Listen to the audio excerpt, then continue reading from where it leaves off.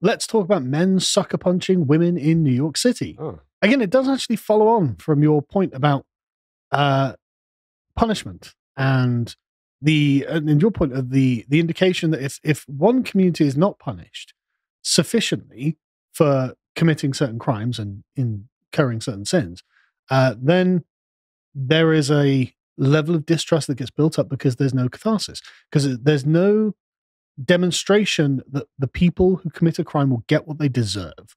And that's literally the main problem that's riveting society apart in the West at the moment. And so this, I think, is a good example of it because, and as you said, everyone's so damn politically correct that they're too afraid to say what everyone can see when the evidence comes in. So, as you can see here from the New York Post, multiple TikTokers claim they were randomly punched in the face by strangers while walking through New York City. Strangers? Just strangers.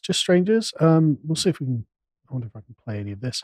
But there's a particular demographic that's being attacked here. You guys, I was literally just walking, and a man came up and punched me in the face. Oh my god, it hurts so bad. I can't even talk. Literally, I fell to the ground, and now this giant goose egg is forming, and I'm like, oh my god, it looks so crazy. Hi folks, sorry to interrupt the video, but I wanted to let you know that we've introduced a feature on the website that allows you to purchase individual videos. So if you go over to lowcities.com and see a piece of premium content that you really want to watch, you can pay for it and it is yours forever. Right? So white woman in New York City, presumably Democrat voter, gets punched in the face by just, quote, random man. Let's watch another one. So I just got punched in the face walking home. I was literally like leaving class. I turned the corner and I was looking down and I was looking at my phone and like texting, and then out of nowhere this man just came up and hit me in the face. I'm like actually in shock right now. I'm just like walking home because what else do you do? And the thing about this is that you can see the bruises on the face. You can see they're not making this up. And it's a very consistent pattern of behavior. They're looking down on their phone, and some quote-unquote man just comes up and lamps them. Right. And runs off. I literally just got punched by some man on the sidewalk. Some man. He goes, sorry, and then punches me in the head. Holy fuck, what the hell just happened? Oh my god. So, I mean, I feel bad for them, but at the same time, I can't stand this. Like, oh my god, I just got punched. Oh my god. Yeah, I mean, I feel bad for them. Obviously, they shouldn't be punched. But what's interesting is Calvin's like, well, for that accent, maybe. But what's happening is they're learning that actually they're not living in a safe environment. No. Actually, there is a particular kind of danger that lurks in New York City that can strike at any time when you're just not paying attention. What is that danger? Well, that's a great question. The New York Police Department confirmed that several of these women had, of course, reported being assaulted, and this has happened many times. I mean, there are other examples, but I tell you what, I'm just afraid of men. Right. Men could be here. Any commonalities between these people other than their gender? None reported. Not in the police report. Yeah. Although, how are we solve the problem? Oh, we'll just round up all the men. Yeah, because I mean, the women are afraid. Obviously, a lot of these. One woman said, "I didn't see him coming at all. I screamed out of shock. He knocked my head back so hard, I just kind of gasped and screamed. I was frozen in fear. I was pretty paralyzed. I just stood there trying to figure out what happened." Yeah. So let's have a look. A man walks around punching women. That's a great question. Let's have a look at one of the suspects. Interestingly, he's got a Trump flag behind him, which is not what I expected. This is. I vote Trump. Why? To beat women. This is a man. He's not a Republican though. Actually, he runs for an independent party in New York. Don't know why he's got the Trump flag, but his name is Skiboki Stora. He's 40. He's from East New York, and he was charged with assault. Again, just ran up and punched her for some reason. Don't know why. But and this is a woman who again just posted, "Look, I just got punched in the head in New York." Here's a picture of the guy doing it. Couldn't get a clear picture, but it is a man. It is just a man. Mm-hmm. No further details, Your Honor. And this is something that's happened several times. Just a man, no further details, goes up and just starts assaulting random white women in New York. So what's going on with the African American men? Oh. in New Whoa. York? Calvin, What? I don't see color. I am blind. Well, they clearly do. Well, this is just a man problem. It's just I men. see. Okay. Yes. The For the sake of diversity, a white man should go and punch a white girl. All right. we'll put that on YouTube. That's not. That's not an endorsement. For the sake of diversity, bleep. But That's the ridiculous. point is, there's clearly a pattern of behavior here from one community against Right. another community.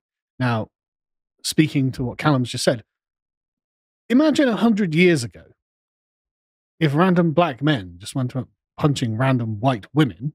Well, in America, they'd literally be lynched. Yes. And that would be the vengeance of the community. And I'm not saying rightly or wrongly, that's what it would be against the individual and by extension as a representative of another community. It would demonstrate the communal power of one community against another. And again, I'm not saying it's just or anything like that. I'm saying that's what had happened. Mm. And now we're seeing kind of reverse of that. Because, of course, you're probably going to get called a racist for pointing out the commonalities in this. And that itself is a demonstration of one community's power against another. Well, it's not racism, it's true. But of course, it's an overcorrection because there was a time when it was racism. Yes, and I'm not in favor of either one, obviously. The point is, though, these people should be dealt with incredibly harshly. Absolutely. Are these people dealt with incredibly harshly? Well, no, because even Elon Musk is aware of this. Obviously, these people get let out often without bail. Just I mean, New York City, given away Yes. that there is no law and justice. yes, I don't know enough about New York, but I've seen enough clips to know there's something going on. Like, I don't know if Oh, it's yeah. mental illness. I don't know if it's drugs, but something's going on in the Afro-Caribbean, in the African American community. Yeah. It's particularly in New York on the subways and out and about on the streets. It's not good. I don't. I mean, I've got my thesis, which is it's a combination of toxic identity politics that the Democrats, of course, leverage in order to keep themselves securely in power, which has an effect on the mindset of the people in the community. If you're constantly stigmatizing white people as being the oppressors of black people, well, Well, you want to fight the oppressors. exactly. You it's Ah, yes, well, people keeping me down, the white women. Yeah. I should- Targets. Let's hear them out now. It's because they can't fight back. Yeah. They're not doing it to white men who are hench Yeah. because they're beating the crap out. And so they're taking the opportunity to, quote, punch up against the oppressors, right? And That white Then- baby's keeping me down. when they go to the court system run by Democrats takes the approach that society happened to these people, Oh, gosh. not that they are responsible for the crimes that they commit. And so that person is actually not really responsible for the experience of him growing up in a broken home or, with it running with gangs or whatever it is, whatever socioeconomic conditions cause them to go up and find a white woman on her phone and give her a black eye, right? They're not responsible for that decision. And so, of course, they get either, very minimal jail time, very minimal sentencing, and let out on very minimal bail or with no bail at all. And this happens all the time. I mean, the guy in front of the Trump flag, obviously, this was not his first crime.